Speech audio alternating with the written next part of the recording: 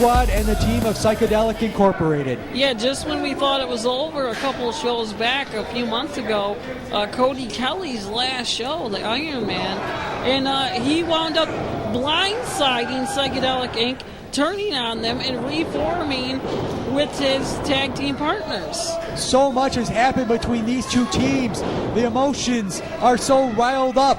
It's been heated for the past several months, and it's got to come to an end. It's just got to.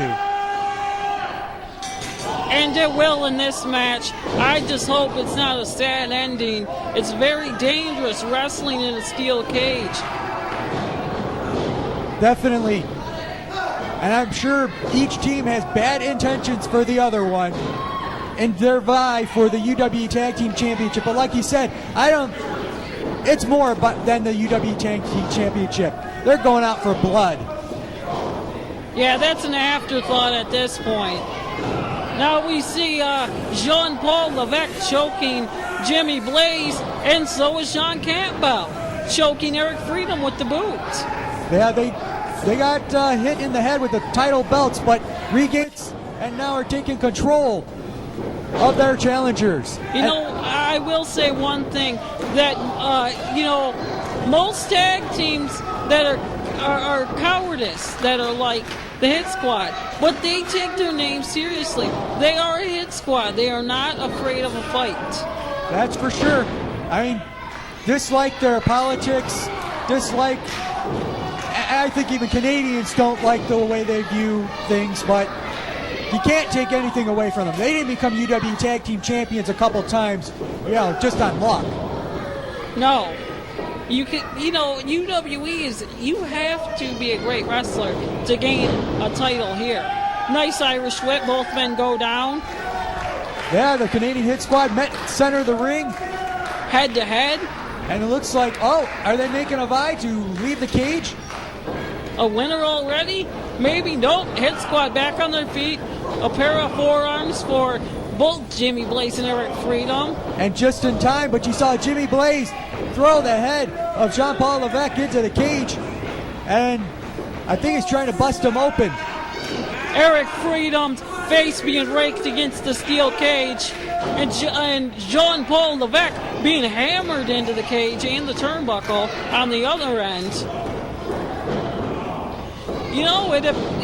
I've been watching these guys for quite a while. This is my second show doing commentary, but not my second show watching. And these tag teams are fairly matched. It's shocking for how little experience the Hit Squad actually has.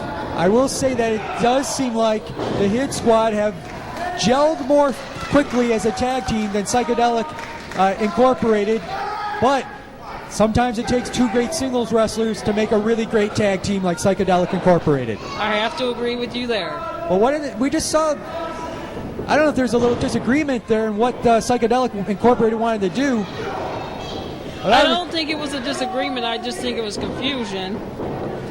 And the cage match will cause a lot of that. You just get so heated, and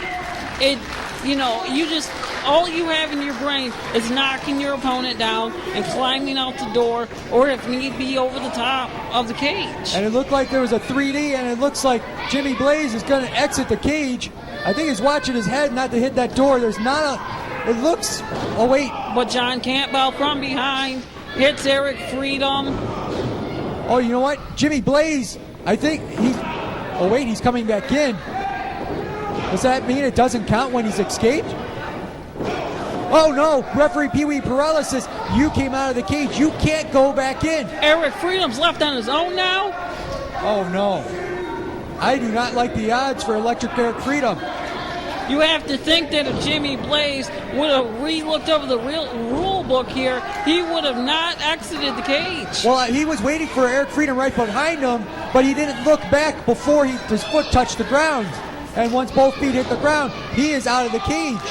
And even though technically, right now the advantage is with Psychedelic Incorporated, 2-on-1 with the Canadian Hit Squad on Freedom. I do not like the odds for Electric Eric Freedom. Double axe handle across the throat of Eric Freedom, cutting off the air of Eric Freedom. Eric Freedom clearly damaged and dazed, instead face first into the steel cage. And John Paul Lavek tried to get out, but Jimmy Blaze swung the cage door onto the head. Jimmy Blaze is maybe out of this match, but his presence is still being felt. And John Paul Lavek hit the floor. He probably didn't even know that he hit the floor. 1-on-1, the gentleman John Campbell versus Electric Eric Freedom. And now it's left. The several-month feud of these two tag teams comes down. The gentleman John Campbell and the Electric Eric Freedom, or as lately his persona has been, the Hardcore Hippie. He's going to need to get hardcore to come back in this matchup.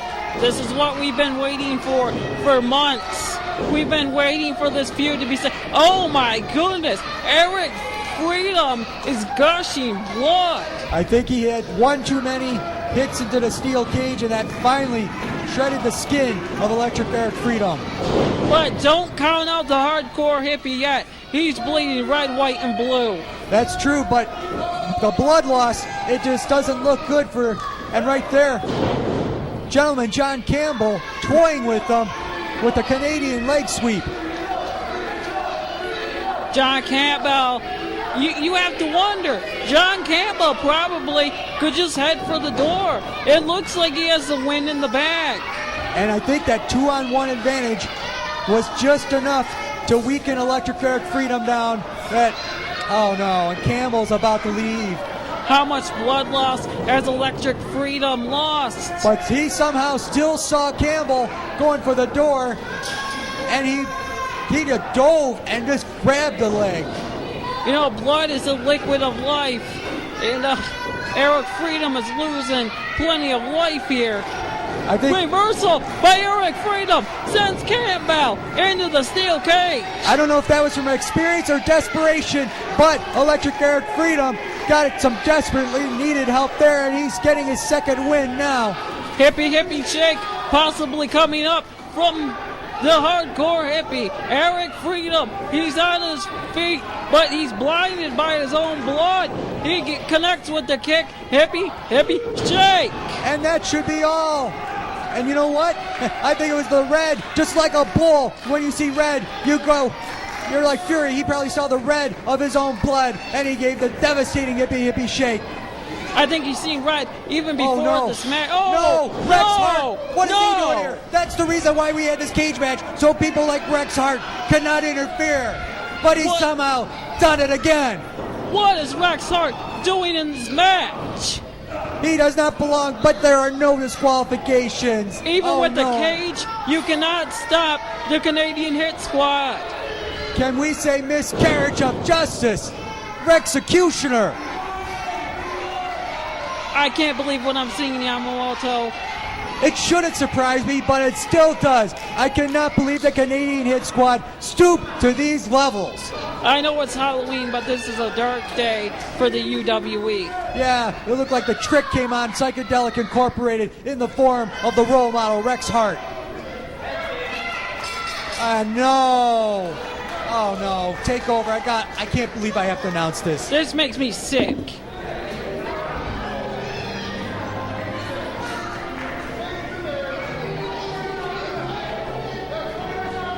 Just when we think the feud will be settled and over, the Canadian Hit Squad and Rex Hart do it again.